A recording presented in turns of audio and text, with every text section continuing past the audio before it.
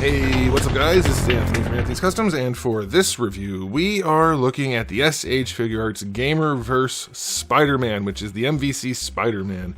And I'll just address this right off the bat because might as well. I've had some people complain that I haven't reviewed it yet. I got it too late to be useful. Well, you know what? I can't help that. I don't get samples from this company, and I could not get it online in Japan. Every time I try to order something in Japan anymore, they sell out before I even get a chance to click the button. So I don't know what to do about that other than to just wait for them to come in and review them when I get them. I don't have magical powers. So if you don't like that, I can't do anything about it. And plenty of people don't buy figures as pre-orders, so this is still going to be helpful for plenty of the people out there. So again, if you don't like that, I guess too bad. But here it is. It had the potential to be the best Spider-Man figure to ever have been made. And instead, it's not that. But it does do some things exceedingly well, and that's why this figure is such a conundrum. It's such a problem for me. It's so good and so bad at the same time. We're going to talk about all of it, though, so let's go ahead and get it off the stand and take a closer look. Alright, before we look at the figure, I do want to show you my package. It's a fine package. It's completely unremarkable, but it does hold the figure. I would have flipped these two things, put the figure on the part where you can see it, but then they cut this here. Maybe just think about your window shape a little bit more. It is nice that you have it at the top, too, though. That lets some light in the package. If you want to display them in there, that's fine. The sides, not exactly the most interesting thing in the world. Not the best pose for that. Not the best pose there. They didn't do a good job of marketing this figure, honestly, other than just banking on it being Spider-Man made by SH Figuarts from Marvel vs. Capcom. A lot of their photos looked really bad, and a lot of people said, can he not put his arms down? I responded to this at least a couple of times on various posts. I said, no, he definitely can. We've seen it. But they're trying to recreate a pose there that's just not good for marketing an action figure. But otherwise, it's a package. That's about it. He is in stock at Big Bad Toy Store. If you want to get one, I'll put a link in the description below. He stands just about 16 centimeters, like as close to that as you can get. Obviously, he's adjustable, so it could change. Whoops. Oh boy, this is going great. It could change a little bit, obviously, depending on how you pose him. That's going to make him about 6 and... we'll call it 6 3/8 because he did adjust a little bit there, but whatever. You get the idea. That's his size. Here he is up against Darwin. You could easily put him into your Marvel Legends collection. I think no problem at all. We'll do another quick size comparison, 2 more of them, but then I have to mention another video that I'm making. So there he is up against Cyclops, which is just absolutely wrong, and everybody who kept arguing that Cyclops was the right height, nope. Not right. Okay, you could add that double ball peg in there to fix it. There he is up against the Arena Ryu, which is the one you would want to pair it against. And I think that's reasonably okay, but Cyclops is definitely undersized still. And now as far as comparing him to other Spider-Man figures, I'm going to make a video of all of the, not all, there's like 3. I'm going to do Mafex, Revoltech, and this. I'm going to compare them, do a Who Did It Better video. For these 3 import Spider-Mans. And then, of course, your only real other option would be either an old Toy Biz Spider-Man from Marvel Legends or the Maximum one, which has its own fair share of problems. But I'm going to pair the 3 imports in another video. This is my old chair from eWin Racing. It was known as like the best heavy-duty chair for big people that you could get. And they asked me if I would do an ad for one of their new versions, their new model of this chair. And I said, absolutely. They're not paying me for this, but this is still technically an ad, so I have to say that. This new version of their chair, this new one's even better in every way. And obviously I haven't had it for years, but I imagine it'll hold up just as well. It has an extra wide seat and back, which I don't need extra wide, but it's super comfortable. It fits me very, very nicely, so I'm happy about that. But you definitely could fit in it if you're a wider person. The armrests, speaking of the width, you can adjust them out side to side from the bottom, and then they of course have the armrests at the top, which are adjustable in 4 different directions: forward, back, side to side. Well, actually, it's even more than 4 because it's up and down, forward, back, side to side, and angles. So you get all kinds of adjustability there. Those are magnetic, which is a really nice feature. Another one of the nice things about this chair is it's made out of an upgraded material. It's PVC and plasticizer free. They catch like almost all of the solvents and things when they're making it. So that's super nice. You don't have to worry about that, but it's a really nice soft material that's water and stain resistant, so that's good. This chair, this is the thing I think is the coolest thing about this chair, because I happen to have a bad back. I heard it years ago and it stays hurt. It has lumbar support. This is awesome. You can adjust it up and down, and you can adjust the curvature of the lumbar support. And it works incredibly well. It's a really, really, really nice feature. It makes the chair fit me perfectly after I've adjusted it. In addition to that, to make it even more comfortable, you have a magnetic, adjustable, but still magnetic, super comfy memory foam head cushion. I don't know if you'd call it a pillow. I call it a head cushion because it's on a chair. But it's adjustable, even though it's magnetic, so you have different spots where you can put it, but it is the most comfortable thing I've ever put my head on in a chair like this. And if you don't happen to need a giant chair for a giant person, they do have smaller sizes as well. You can check their website. But this is like I said, I've tried out at least 4 different brands of these chairs at all really high price points. This one is by far the best. This new one blows their old one out of the water, and that blew everything else out of the water. So this is the eWin Racing Flash XL. Now this chair is made to hold a very large person. They can hold up to 550 pounds and 7 feet tall. So if you're a large person, this is the chair for you. I'm only 6'5" and I'm under 300 pounds, but that's still too big for normal chairs. And this one is by far the most comfortable chair for big people that I've ever sat in. And I definitely recommend it. You will get 25% off with code AC if you use the link in the description below and use that promo code. So I definitely recommend you check them out. All right, let's get into it. Question of the day: which look for Spider-Man is your favorite in terms of reds and blues and things, not like other weird looks?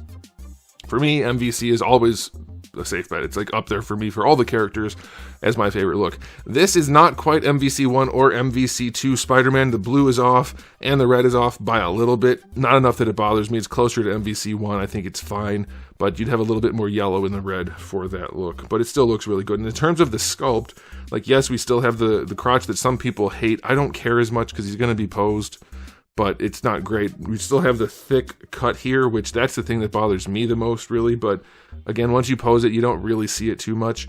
But yeah, this is definitely the sculpt I prefer. He actually has like muscles and then pinched in knees, and then muscles and then pinched in ankles, and we just don't see that on too many figures these days. He's actually shaped like a superhero.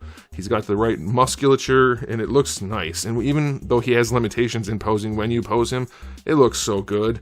It looks really, really, really good. I like that his shoulders are back from his neck. That helps a whole lot. The head shape is just nice.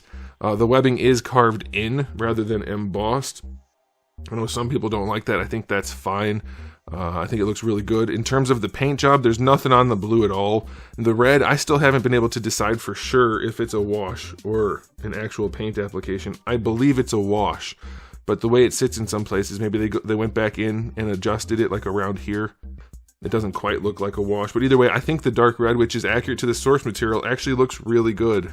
I think they did a good job with this guy in a lot of ways, and that's why it's such a problem that they did such a terrible job in some other ways. But yeah, he looks pretty darn nice. Not perfect and definitely overpriced. $100 is crazy. I mean, not even counting the flaws. $100 is pretty crazy. But add the flaws in and, well, obviously we have a problem. But I think he looks pretty damn good. And for that reason, he's still one of my favorite Spider-Man figures in my collection. He looks exactly the way I want him to, other than, like, the weirdness. I think a lot of people would probably agree. They had everything to gain by making his articulation work. Anyway, aesthetically, I will go 8.5 out of 10. It definitely has some problems, but still looks pretty good. Okay, now as far as accessories go, you get the alternate head. Again, beautiful. Love that. Love the heads on this guy. You get a decent spread of hands. I think everything you need, really. That should be fine. You do get one web line, which has no paint or anything on it, which that's fine, whatever. It's okay. It's just, I think it's stiff enough that it probably won't sag anytime soon in your collection. That's what she said. But it's just one straight web line, so not exactly the most useful thing. You do get the web shield, which is done really well. I'd like to see a black or gray wash on there, but it's done really well. He has like a little weird clippy thing to hold it, but that's fine.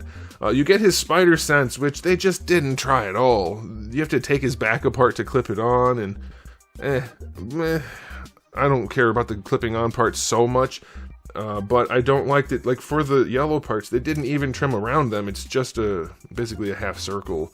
They didn't put any effort into it at all. I don't think it's very good. I will never use it, but it's there if you want it. And then you get this, which is, I'll never be convinced that this is a good use of their budget. These printouts that they use for the backdrops for the Street Fighter figures, the Tekken figures, and now the MvC figures, It just looks so bad having to put 2 of them up. And because they're just crappy, mangled cardboard pieces that are never straight, they're never square, they're all wobbly, they look like crap. Every single time. Like, honestly, is anybody really sitting these on their shelves? It only looks good from a distance. And I guess that's fine, but then it's not quite big enough to be a good backdrop. I get that this is one of his moves, but it's not big enough for that, and it's not small enough to not take up too much space. I just don't think they're a good use of budget. They're printed well enough, so if you like them, knock yourself out, but whatever. That's it for accessories. So I'm going to say 7 out of 10. No display stand is kind of a big issue, since his accessory, this stupid cardboard crap, requires him to be in the air. So not including a display stand is just typical of Bandai at this point. Very disappointing. I'll still go 7. The web shield is pretty cool, and the head and hands will do. All right, time for the articulation. The important part of this review, the most important part. Oh, man. Okay, we'll take it one step at a time. The head and neck actually work really well. Look at that. Ball pegs for the win. He can just do whatever you want him to do. Mostly. There are some spots where you can't rotate it, but because of the shape of the neck, but it works. It works really well. It's very, very nice. I love that he can actually look up in a very natural looking way. That's great. Love that. So far, we're fired on all cylinders. All right, for the shoulders, we have a pretty lousy butterfly joint. It's good looking, I'll give him that. It moves around on the ball peg in there. It goes up and down a little bit. Not the best looking thing, but not the worst. It's there, so you get a little bit of that. You get a little bit of this. Not a lot of that, though. The butterfly is fairly limited for a Spider-Man figure. I would have definitely expected them to try a little harder. But that's true for almost all of these joints. They went with that semi-Revoltech joint, which this isn't the worst example of it, so, I mean, I guess that's okay. But that's his range of motion. Which it should not be. You don't use this. Stop doing it, Bandai. Stop it. Just build the joint into the shoulder like you've been doing for 20 years. This doesn't give him better range. In fact, it gets really annoying because this little bean-shaped shoulder that you need to move around to hide, you have to go in there and actually move the shoulder around to make the joint not look so bad and to actually get it to fit in certain cutout areas, to get it to pose the way you want it to. And on the top, it looks just like a Revoltech. Not quite as bad, but you get no benefit the way they're doing it and all of the downsides. It's just crazy to me that Bandai's trying to Revoltech the shoulders. Stop it. You're not Revoltech, and people don't buy you to have Revoltech looking joints. Alright, you do get your bicep swivel, of course. That's pretty fine. And this will rotate, of course, too. So, like, it's functional enough, but not functional enough to match the ugly. That's the thing about those shoulders. Alright, double jointed elbow. It's actually one of their best elbows I think they've done. It works really well on the outside, works well on the inside. It's just a good looking elbow and it has good range. I'm very okay with that. That is fine by me. Wrists are on ball hinges. Those work just fine. Moving down to the legs. I'm joking. We're going to do the torso. This part is actually not bad. It's not great, but it's not bad. It's pretty much standard. They should have made the balls bigger so that he'd have more range, but it's not bad. It's okay. I'll show you. Because, like, look, it's basically spherical. They did this right. There's all kinds of room in there to make him work. So it's not bad. Like, he can lean forward. He should be able to go farther. He can lean back. Again, he should be able to go farther, but it's so far. We don't have any huge, like, there's no deal breakers going on yet. This is so far just fine. Like, no problem at all. I'm pretty thrilled with it if I just bought this and didn't know what was coming next. All right, that's pretty good. And then they did this, which is just the absolute, come on. Which is, why is it not coming off now? It won't let me review it. This is the absolute most ridiculous, crazy nonsense I've ever seen in an action figure by any company ever. This is worse than the knees on the, whoever made those Halo figures with the crazy knees. Is it Jazzwares? Yeah. This is just, it's crazy. And I'm not talking about the thong look. I don't care about that because that gives you the range. I don't care. This cap right here and this forward tiny little ball peg with this forward ball socket, it's absolutely nuts that they think this is the way to do this. Because if you just redesign it like a normal figure, like any of their common riders, you don't need to do this and he has all the range ever. Okay, so watch how far he leans forward there. He moves like 3 millimeters forward. That's it. That's it. He can't go back and he can't go side to side and he can't rotate. That's absurd. That is absolutely insane craziness. Luckily, this guy's upper torso works, unlike the Scarlet Spider whose didn't. So this makes up for it a little bit. It's not an absolutely dead figure because of this, but holy crap is it close. We're not quite done yet. The legs do get decent range, so they go up to almost horizontal, basically horizontal at the hip. They go back nicely, which is nice. That's a good choice.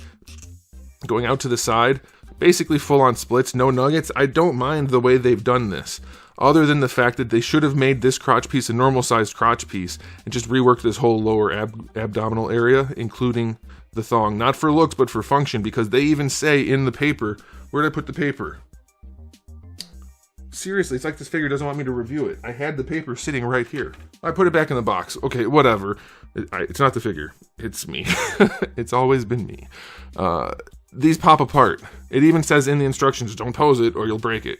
Now, but mine snapped on both sides. It's just splitting at the seam, so it didn't make it, like, it wasn't a permanent problem. I just pushed them back together.